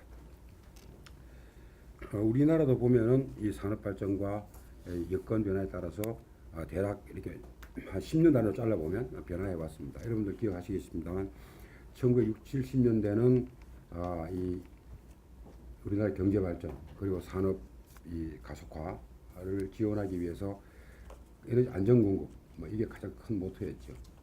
그 80년대 들어서면은 그 전 10년 동안에 두 번의 석유 위기를 겪으면서 에너지 다원화하겠다고 10년 동안 아주 애를 썼습니다. 1990년대에 접어들면 그 전번부터 또 시작했던 에너지 산업이 어느 정도 안정화, 국제 에너지 시장이 안정화되면서 규제 완화한다고요. 시장 경쟁 도입한다고 또 한 10년 동안 상당히 또 역점을 뒀었습니다. 2000년대 들어와서는 이제 아까 말씀 계셨습니다만 기후변화 대응이라고 하는 그런 이슈가 등장을 하면서 저탄소 에너지 체계 구축이다. 또 이렇게 한 10년, 15년 이렇게 또 세월이 흘렀습니다. 대강 그 정도 한 10년 정도의 어떤 텀을 가지고 이 1년의 진화 과정을 겪어왔다. 저는 이렇게 보고 있습니다. 근데 최근에 와서의 상황은 과거에 있었던 어떤 변화 과정보다는 좀 더 획기적이고 급진적인 변화를 요구하고 있지 않은가 이렇게 생각을 합니다. 그것은 이제 설명도 계셨습니다만 이 기술 수준의 변화 그리고 또 그에 따른 시장 상황의 변화가 과거 어느 때보다도 급진적이죠. 거기다가 이제 이 국내도 마찬가지입니다만 세계적으로 소위 가치 기준의 변화가 크게 지금 일어나고 있습니다. 이런 것을 수용해서 한꺼번에 모아보면은 과거 어느 때보다도 획기적인 시스템의 개혁이 요구된다. 이렇게 지금 볼 수가 있습니다. 그리고 과거에 아까 제가 한 10년 단위로 대강 이렇게 흘러갔다고 말씀드렸습니다만 그 세월을 쭉 관통하는 가장 중요한 기조는 역시 에너지 안보였습니다. 지금도 물론 에너지 안보의 가치는 중요합니다만 정책적인 중요성이나 시급성은 과거보다 현저히 떨어져 있죠. 그래서 지금은 이제 자원 확보라고 하는 어떤 그런 개념보다는 이제 지속 가능 자원의 확대라고 하는 쪽으로 바뀌었습니다. 자원 확보는 해외 나가서 땅을 파서 파가져오는 거지만 지속 가능 자원의 확대는 국내에서 해결할 수 있는 부분이 상당히 폭이 넓다는 측면에서 이 에너지 안보의 개념 자체가 지금 이제 바뀐다고 볼 수가 있는 겁니다. 특히 이제 우리나라로 이렇게 다시 또 이렇게 돌아와서 보면은 이제 국민의 그 안전에 대한 의식, 그런 환경에 대한 인식이 엄청나게 높아진 게 사실입니다. 과거에는 경제 개발의 어떤 그 논리에서 어느 정도의 불편함이나 어느 정도의 위험은 막 그냥 넘어가는 거였지만 지금은 이제 어림없죠. 생활 불편 참지 못하고 건강 문제 이슈가 되면 특히 이제 많이 사회 문제가 되고 국민 불안도 이제 상당한 이제 가치로서 이렇게 인정이 되는 시대니까. 근데 가히 이제 에너지 전환은 국내외를 불문하고 이제 시대적인 요청이다 이렇게 저는 인식을 좀 하고 있습니다. 아까 허 교수님께서 말씀하셨지만 각국의 에너지 정책을 가만히 들여다보면 저도 늘 관찰하는 게 이게 나라마다 다 다릅니다. 그래서 저는 이 세계 주요국 에너지 정책을 들여다보면서 혼돈의 에너지 정책 시대다 이렇게 나름대로 표현을 하고 있습니다만 그러한 그 상황에서도 역시 재생에너지 즉 분산 전원의 확대는 공통적인 정책 방향이다 이렇게 볼 수가 있습니다. 따라서 이 각자 도생의 길을 걷고 있는 이 다른 나라의 상황을 볼 때 우리나라도 우리 실정과 비전에 맞는 그런 정책을 수립해야 될 때가 아닌가 이런 생각을 원론적인 측면에서 좀 해봅니다. 그래서 현 정부의 지금 아마 이슈가 많이 되고 있습니다만 에너지 그 정책의 핵심 내용은 결국 환경성 강화다 이렇게 한마디로 표현할 수가 있는데 내용은 한 세 가지로 본다면 이제 원전과 석탄을 줄여나가고 재생에너지 확대한다 이렇게 지금 되어 있습니다. 디테일한 사항은 아시는 거라고 넘어가고요. 근데 이렇게 하다 보니까 여러 가지 논란이 많이 발생하고 있습니다. 요금 문제, 그런 수급 불안, 온실가스 여러 가지 이슈가 제기되고 있는데 저는 어떻게 보면 당연한 하나의 그 문제 제기라고 보고요. 이런 문제를 좀 더 면밀히 짚어나가는 중요한 계기가 된다고 보고 있습니다. 다만 신고리 오리코기가 지금 오리코기 건설 문제가 지금 그러니까 사회 이슈화가 되면서 이게 좀 더 빨리 우리 눈앞에 와 닿으니까 너무 조급하고 성급하게 끌고 나가는 것이 아니냐는 또 어떤 그런 인식도 일부 있는 것이 사실입니다. 이런 문제도 또 시간이 되는 대로 토론을 좀 했으면 하고 그냥 문제 제기만 하고 넘어가겠습니다. 그래서 이제 어쨌든 에너지 전환을 좀 하려고 그러면 여러 가지 정책 방향이 이제 설정이 되어야 되는데 저는 아무리 생각해도 제일 중요한 게 수요 관리라고 생각합니다. 수요가 과거처럼 이렇게 급진적으로 올라가는 상황에서는 구조를 바꾸기는 굉장히 어렵습니다. 그러나 어느 정도 이 수요가 안정화 추세에 접어들면 내부적인 시스템을 바꾸는 것은 보다 더 용이해질 것이고 그러한 또 상황에 어느 정도 가까이에 와 있지 않나 이렇게 생각을 해서 수요 관리를 앞으로 획기적으로 강화해야 된다는 생각을 해봅니다. 그리고 신재생 에너지는 그동안에 많이 노력을 했음에도 불구하고 그렇게 시원찮게 지금까지 끌어왔던 게 사실입니다. 제일 중요한 게 세 가지입니다. 수익성을 확보해 줘야 되고요. 그다음에 부지 문제 해결해 줘야 됩니다. 그리고 주민 갈등입니다. 이 세 가지가 보틀렉인데 수익성 확보하기 위한 획기적인 지원이 필요하고요. 부지 문제를 해결하기 위한 정말 획기적인 그 규제 완화가 저는 필요하다고 봅니다. 지역 갈등을 해소하기 위해서는 이제는 주민이 참여하고 수익을 공유하는 형태로 이제는 패턴 자체를 바꾸어 나가지면 안 된다. 대기업이 들어가서 발전소 건설해서 이익만 빼가는 사업은 더 이상 국민이 수용하지 않는다. 지역 주민이 용납하지 않는다는 생각에서 앞으로 이 지자체가 좀 더 선도적인 역할을 해야 되지 않을까 이런 생각을 좀 해보면서 신재생 에너지의 좀 획기적인 변화를 요구하고 있습니다. 세 번째가 이제 전력시장 동향을 좀 잘 살펴야 될 것 같습니다. 왜냐하면 여러 가지 우려점이 있는데도 불구하고 이 전환 정책이 추진된다고 본다면 실제로 그러한 상황이 조짐이 없는지 상황이 발생할 가능성이 없는지를 늘 면밀히 검토해서 필요하다면 선제적인 조치를 하지 않으면 정말 사단이 날 수도 있다. 가능성은 언제나 있기 때문에 그런 측면에서 전력시장 동향을 그리고 에너지시장 동향을 면밀하게 분석해서 소위 말하는 모니터링을 강화해야 되겠죠. 그래서 정책 대응력을 강화할 필요가 있다 이렇게 생각을 하고 그 다음에 이제 이 아까 허 교수님께서도 말씀하셨지만 그 LNG의 수요가 앞으로 또 많이 늘어날 것이고 또 이제 수입하는 형태도 이제 변화하게 될 것인데 그러한 어떤 그리드의 변화, 연계성 이런 것도 우리가 좀 감안을 해서 앞으로 좀 더 장기적인 시각에서 에너지 네트워크 강화를 국제 간 네트워크 강화를 이제 실제로 좀 해야 될 상황이지 않냐 이렇게 생각합니다. 시간이 많이 갔죠. 거의 다 됐네요. 그 외에 제가 각 산업계나 사회 국가 차원에서 했던 이 제언이 있었던 내용은 좀 이따 시간이 되면 하고요. 결어로 말씀을 드린다고 하면은 결국 우리나라의 에너지 전환 정책은 전력 부분의 설비나 생산 구조를 바꿔가지고 우리나라 에너지 전체 시스템을 바꾸려고 하는 이러한 지금 시도라고 볼 수 있습니다. 이것을 결국 이제 8차 전력수 기본계에 이제 담아야 될 것으로 이제 보고 있고요. 어쨌든 국내 에너지 시장도 어느 정도 안정화되어 있고 국제 에너지 시장도 비교적 지금 하향 안정화되어 있는 이런 때가 에너지 전환을 그래서 도모할 수 있는 그래서 기점이 될 수 있지 않을까 하는 생각을 해봅니다. 다만 여기서 우리가 기술 개발을 앞으로 좀 더 획기적으로 정확한 내용은 저는 사실 경제학을 한 사람으로서 잘 모르겠습니다만 어쨌든 이 기술과 산업 발전은 대단히 중요하다고 봅니다. 그동안에 에너지 자원이 모자라서 해외 의존하면서 얼마나 많은 고생을 했습니까? 그런데 이거 자칫 잘못하다가 에너지 기술도 그리고 에너지 산업도 다시 해외에 의존한다면 정말 대한민국의 미래는 정말 힘들어질 겁니다. 그래서 이 기술을 개발을 통해서 이걸 산업화시키는 이런 전략이 정말 우리 국가의 명운을 걸고 앞으로 노력해야 될 것이 아니냐 이렇게 생각을 합니다. 추가적인 사항은 시간이 되면 다시 또 말씀을 드리기로 하고 마치겠습니다. 배우가 배워 가지고 하는 그런 느낌이 들고요.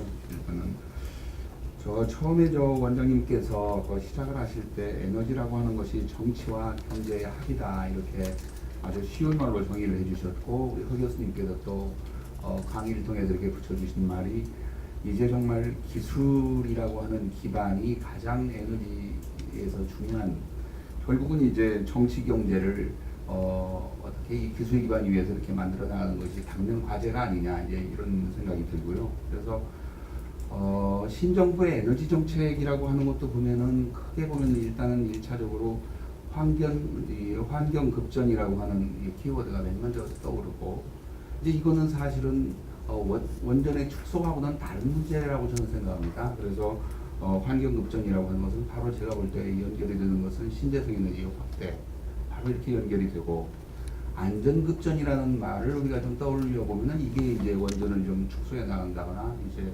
하는 문제에서 가장 중요한 것은 가스 발전의 확대거든요. 그래서 저도 이렇게 공청회라든가 여러분들하고 말씀을 나눠보면은 왜 가스가 들어와야 되느냐에 더 불만이 많으시죠. 사실 원전 하시는 분들이. 어차피 이산화탄소를 상당히 배출하는 기술인데, 그 다음에 이제 세 번째 꼭지가 보면은 이 4차 산업혁명이라고 하는 것이 하나의 꼭지인데, 이거는 결국은 이제 전체적으로 패러다임이 좀 많이 변한다는 걸로 저는 이해를 하고 있습니다. 그래서 결국은 그 스마트 시티라든가 전기 자동차 이런 것들이 우리가 에너지를 쓰는 방식이나 이런 것들을 다 바꿔간다는 의미로 해서 세 번째 저는 그 키워드가 떠오르고, 마지막에 이제 에너지 신산업을 저는 그 하나로 이렇게 생각을 하는데, 전 정부에서도 사실은 일자리 창출이라든가 이제 수요 관리라든가 이런 모든 것들을 아울러서 에너지 신산업을 창출을 해야 한다는 의지가 분명했고 현 정부도 가지고 있습니다. 그런데 제가 볼 때 이 에너지 신산업이라고 하는 게 분산 발전의 시대, 또 아까도 여러분 그 강의에서도 강조가 됐듯이 이 모바일 에너지의 중요성이 아주 심각하게 대두가 되는 상황에서 에너지 신산업이라고 하는 것은 소매시장 개방이 없이 과연 가능한 일이냐. 이 또 에너지 신산업 창출을 하기 위해서 DR 사업, BR 사업, 다양한 수요 관리 사업들 여러 번 제안이 됐었고, 심지어 아주 소규모, 극소규모의 이 프로슈머라든가 이런 사업들이 진행이 되고 있지만 아직 하나도 궤도에 올라가 가지고 정말로 사업을 창출을 하고 일자리 창출을 하는 데까지는 대부분의 법과 제도가 다 묶여 있고 계류가 돼 있어 가지고 하나도 지금 구현이 잘 안 되는 그런 상황이고요.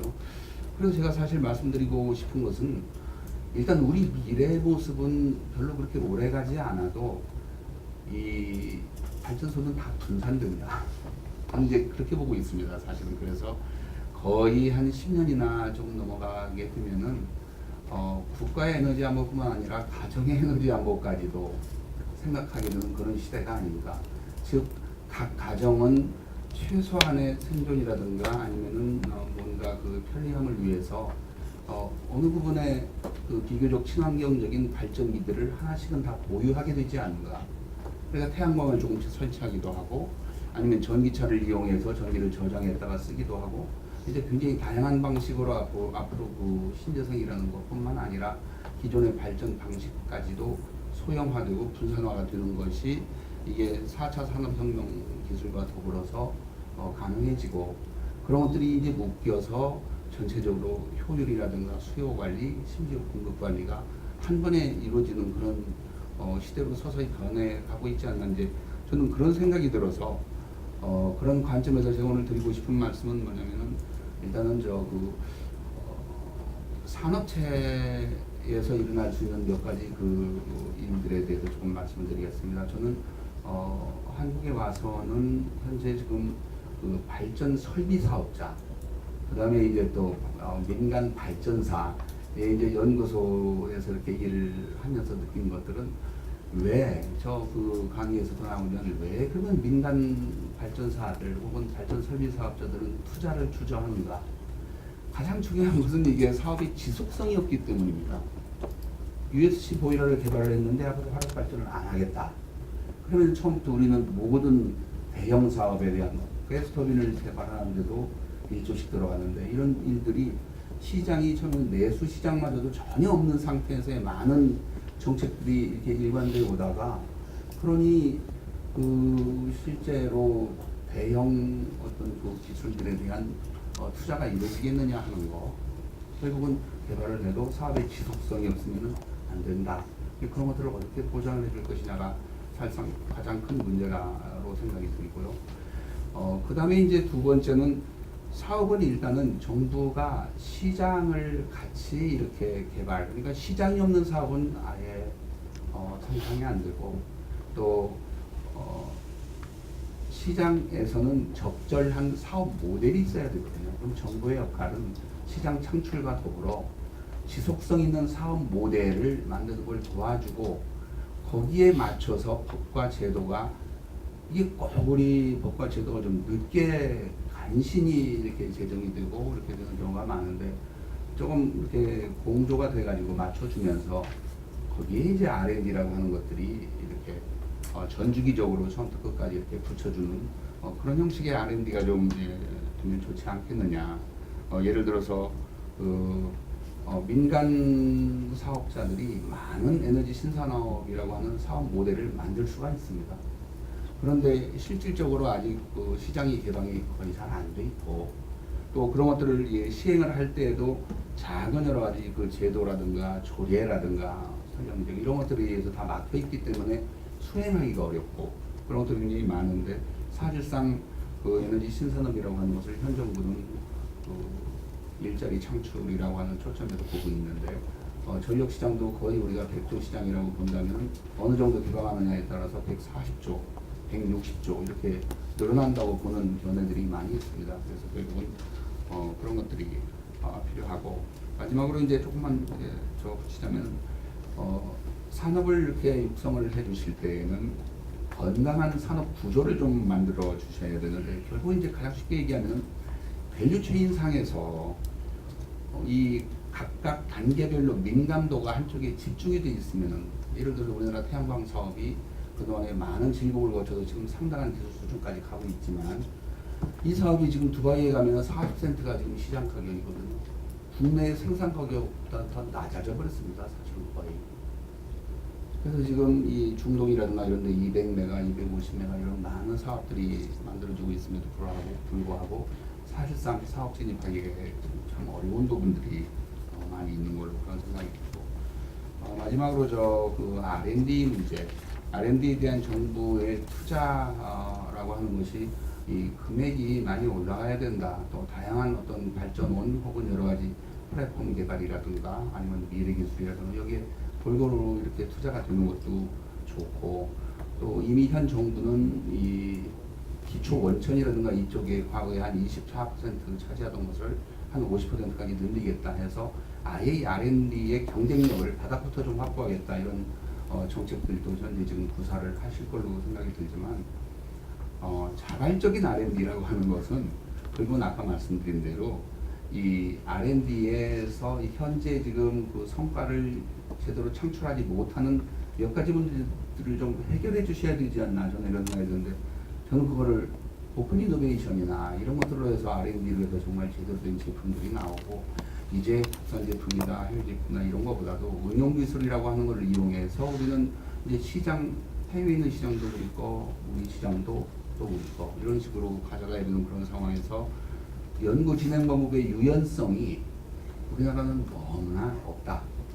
이렇게 해가지고 제 시간에 하기로 했던 약속만 지키는 것이 R&D가 아니라 연구를 하는 것은 궁극적으로 합리적으로 뭔가 이렇게 부를 창출할 수 있는 제품을 만들어 나갈 수 있도록 그렇게 관리가 되어야 되는데 그런 부분이 좀 안 되는 것 같은 그런 느낌이 들고 중소 중견 기업 그리고 또 대기업의 역할이 현재 지금 매우 모호하게 대기업도 중소기업을 위해서 만든 많은 프로그램들에 들어와서 오히려 그 헤게모니를 장악할 수 있는 그런 상황도 많이 있고 해서 그런 부분들은 조금 이렇게 개선이 되면 좋지 않을까 하는 말씀으로 좀 마치도록 하겠습니다.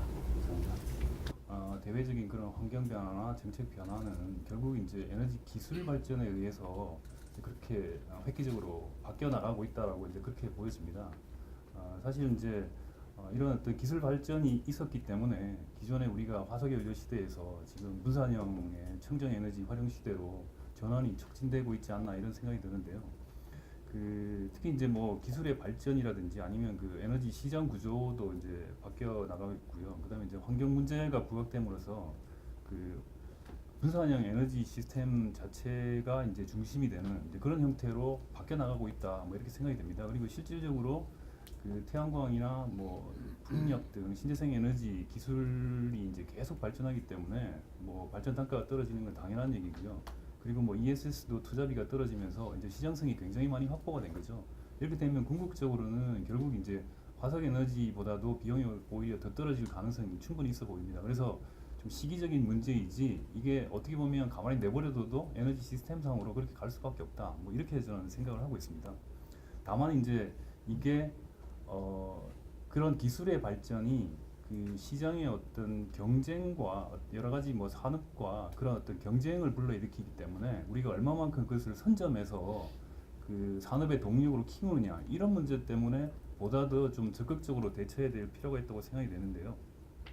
어쨌든 그 미래 에너지 산업을 좀 살펴보면 결국은 이제 이 기술과 그 정보의 전쟁입니다. 결국 이 빅데이터를 활용해서 어떻게 하면 그 에너지 서비스 산업을 형성하고 그다음에 이제 관련 산업들을 확대해 가지고 새로운 가치 창출을 해서 뭐 시장을 이렇게 좀 조성을 할 거냐 뭐 이런 문제가 될 거고요. 그래서 결국은 이제 그 보면 이제 지금 최근에 얘기되고 있는 ICT 기반의 4차 산업혁명 기술 요소를 좀 가만히 들여다보시면 한 세 가지 정도로 좀 얘기를 좀 해볼 수 있을 것 같아요. 지금 현재 이제 기존 발전소 운영이라든지 아니면은 그 신재생 에너지를 활용해서 관련된 여러 가지 뭐 자원들을 융복합해서 에너지를 공급하는 그런 방식, 그리고 이제 소비자 단으로 와서 그 에너지 서비스를 제공해서 그 어떤 서비스 모델을 만드는 그런 형태로. 근데 이게 인간이 어떤 효율적으로 추진하는 것보다는 보다 그 최적화 시켜 나가서 정말 한치의 뭐 낭비도 없는 그런 형태로 뭐 바뀌어 나가겠죠. 그 인공지능이라든지 뭐 IoT 기술이 도입되면 이제 그런 형태로 바뀌어 나가겠죠. 그리고 이제 특히 또 그 지금 주목해야 될 부분들이 그 에너지 부문의 P2P 거래입니다. 이게 이제 우리가 소위 뭐 프로슈머라고도 얘기를 하는데 실제로 이제 외국에서는 지금 신재생 에너지 발전 단가가 전기 요금보다 오히려 더 밑에 있기 때문에 당연히 뭐 각 뭐 개인이나 뭐 가정에서 이렇게 이제 그 태양광이나 풍력 발전을 이제 뭐 설치를 해서 좀 그 잉여 쓰고 남는 잉여 전력들을 갖다가 좀 이렇게 다른 소비자들한테 이렇게 뭐 거래도 하고 합니다. 근데 사실 우리나라 같은 경우는 지금 아시다시피 이제 전기 요금이 오히려 아직까지는 신재생 에너지 발전 단가보다 더 낮은 상황입니다. 이렇게 되면 사실은 굳이 이걸 만들어서 뭐 할 유인도 없고요. 실제로 이제 그러다 보니까 이제 이런 거래들이 잘 일어나기 힘든 상황입니다. 그래서 이제 제가 이제 여기서 말씀드리고 싶은 건 뭐냐면 미래의 이제 기술이나 정보가 이렇게 에너지 시장이나 아니면 관련 산업들을 굉장히 이제 좌지우지할 텐데 현재 우리의 에너지 시스템이 기술의 수용이라든지 정보 활용을 통해서 다양한 뭐 산업을 개발하고 활성화를 추진할 수 있는 구조인가 이걸 한번 살펴볼 필요가 있을 것 같습니다. 그리고 그렇다면은 우리가 그런 방향으로 갈 수 있게끔 대비를 해야 되는데 아직 그런 움직임은 전혀 없어 보입니다. 가령 예를 들면은 현재 에너지 시스템을 보시면 그 주로 이제 공기업 운영 위주로 에너지 규제 시스템을 지금 활용을 하고 있습니다. 그리고 에너지 원별로 굉장히 칸막이가 심각합니다. 이건. 그래서 뭐 융복합 기술을 가져와서 뭐 어떻게 해보려고 해도 각각의 에너지 원에 뭐 그 고유한 그런 특성들과 그 다음에 이제 관리 자체도 에너지 원별로 이렇게 계속 관리하는 그런 칸막이 규제가 가장 심하고요. 그다음에 이제 시장이나 정보가 독점화되어 있습니다. 이거 아까 이태원 부사장님께서도 말씀하셨지만 일단은 소매 시장 개방은 이거는 반드시 돼야 되는 상황이고요. 그다음에 이제 정보 자체도 사실은 한전이 다 가지고 있을 게 아니라 그 사업자들한테 이렇게 프라이버시를 침해하지 않은 그런 이제 전제 조건 하에서 뭔가 이렇게 활용될 수 있는 그런 여건이 좀 돼야 될 걸로 보여집니다. 그리고 그 요금 체계 문제도 마찬가지입니다. 이런 모든 것들이 사실은 민간이 R&D 개발을 하지 못하도록 막는 장애 요인이라고 저도 생각을 합니다. 왜냐하면 시장이 굉장히 이렇게 기술 발전으로 해서 커져 나가고 그런 가능성이 보이는데 사실 수익성이 있다 그러면 민간이 왜 거기에다 기술 개발을 하고 투자를 하지 않겠습니까? 결국 이런 제도적 요인들이 계속 민간이 못하게끔 계속 막고 있다는 거죠. 그리고 이제 그 신재생 에너지 원도 마찬가지인데 지금 계속 이제 확대됨으로 해서 개통이라든지 뭐 이런 부분들에 대해서 영향을 줄 걸로 보여집니다. 현재는 뭐 그게 굉장히 미미하기 때문에 사실은 별 문제가 없어 보이지만 앞으로 이게 확대됨으로 해서 과연 우리의 현재의 전력 운영 시스템이 그리고 이제 개통 운영 시스템이 과연 이걸 받아들일 수 있는가 하는 문제를 좀 고민해 볼 필요가 있는데요. 사실은 이게 그 아시다시피 우리가 2001년 4월에 지금 전력 도매 시장을 개설한 이후로 한 번도 지금 제대로 그 시장 자체를 바꿔본 적이 없습니다. 사실 뭐 그 안에서 무슨 뭐 여러 가지 뭐 문제가 있어가지고 개선을 하고 있지만 기본적인 틀 자체는 그대로 계속 유지를 하고 있는 거고요. 실제로 이게 과거에 그 한전이 독점하던 형태의 그런 그 시스템과 별반 다를 게 없습니다. 안에서 그냥 이윤을 서로 이렇게 배분하는 그런 방식이지 전혀 시장 메커니즘이 작동하지 않는 그런 시스템입니다. 그래서 실제로 이제 신재생 에너지의 그런 변동성이 커지고 이러면은 이런 것들을 좀 받아들일 수 있는 그 시장, 그 전력 시장의 운영 메커니즘 자체를 갖다가 전면적으로 개편하지 않으면 사실은 여러 가지 사업이 그 활성화되기가 굉장히 어렵다는 좀 말씀을 드리고 싶고요. 그래서 오히려 지금 현재로서 봐서는 공기업 위주의 전통적 에너지 규제 시스템보다는 민간 부분이 기술 개발을 할 수 있고 투자를 좀 확대할 수 있도록 좀 유인을 할 수 있는 유연한 그 에너지 거래 시스템으로 좀 전환을 할 필요가 있다는 거죠. 그래서 결국 이제 에너지 시장 개방이라든지 정보를 이제 다양하게 활용해서 시장의 가치를 창출할 수 있도록 그 기반을 좀 조성하는 것이 굉장히 중요하다 보고요. 특히 이제 그 전력 시장 운영 제도에서 조금 말씀을 드리면 지금 사실 어떻게 보면 현물 시장 우리가 이제 모든 이제 거래를 현물 시장 위주로 지금 운영을 하고 있거든요. 실제로 그거는 아마도 그 공급 안정성 때문에 안에다 다 집어넣어놓고 관리를 하겠다는 의미인데 앞으로 그 분산형 전원의 활용 뭐 이런 것들 고려한다고 하면 오히려 어떤 계약 시장이라든지 좀 더 그 중장기적으로 좀 이렇게 그 미리 이제 그 가격이나 그 물량을 좀 보정시킬 수 있는 그런 부분들에 굉장히 많은 부분을 할당을 하고요. 사실은 현물 시장은 그 밸런스를 맞추는 부분에 좀 강조, 그러니까 방향으로 좀 갈 수 있도록 그렇게 하는 게 맞지 않나 생각을 합니다. 그리고 지금 그 신재생 에너지 변동성을 수용하기 위해서도 단지 뭐 하루 전 시장만 지금 운영을 하고 있는데 실시간 시장을 포함해서 개통 보조 서비스 시장 등 조금 이렇게 밸런스를 좀 맞춰줄 수 있는 이런 이제 그 시장을 좀 도입을 해야 되고요. 그래서 좀 시장을 좀 선진적으로 바꿔 나가지 않으면 사실은 이런 뭐 정책 전환이라든지 이런 뭐 신기술의 개발을 해서 시장의 가치를 창출한다든지 이런 것들이 제대로 아마 작동하기가 상당히 좀 어려울 것이다라고 이렇게 보여집니다. 그리고 그 신재생 에너지도 마찬가지로 그와 관련된 서비스 여러 가지 서비스들을 동시에 좀 이렇게 활용을 할 수 있도록 시장 구조의 변화가 굉장히 좀 필요해 보이는 걸로 그렇게 생각이 됩니다. 예, 여기까지 마치겠습니다.